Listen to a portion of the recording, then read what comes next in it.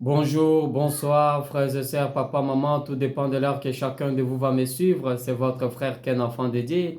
J'aimerais nous conscientiser à prioriser le royaume des cieux tel que la parole de Dieu nous le recommande en disant cherchez premièrement le royaume des cieux et le reste vous serez donné par-dessus. Et dans Romains 12, verset D, l'apôtre Paul nous invite à ne pas nous conformer au siècle présent, mais à chercher à être transformés par les renouvellements de l'intelligence pour savoir ce qui est bon, agréable et parfait à l'Éternel. Donc mon frère, ma soeur, papa, maman, nous devons d'abord vivre pour hériter le royaume des cieux et le reste nous serait donné par-dessus.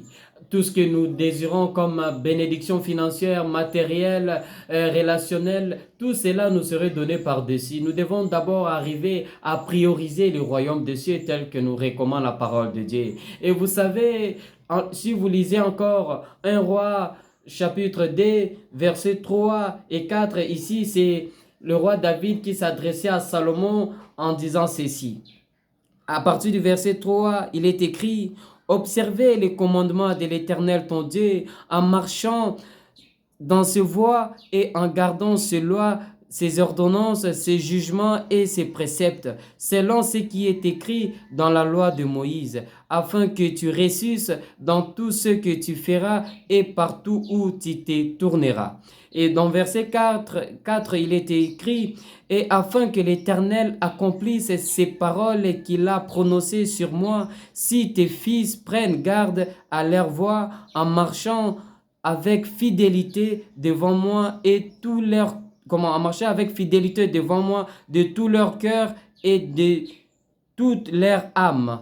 Tu ne manqueras jamais d'un successeur sur le trône d'Israël. Voyez mon frère, ma soeur, papa, maman. Donc il est important pour nous de garder les lois, les ordonnances, les jugements, les préceptes de Dieu et à marcher devant lui fidèlement de tout notre cœur si nous voulons vivre ces bénédictions. Donc, si nous voulons vraiment être bénis, nous devons nous conformer à la parole du Seigneur.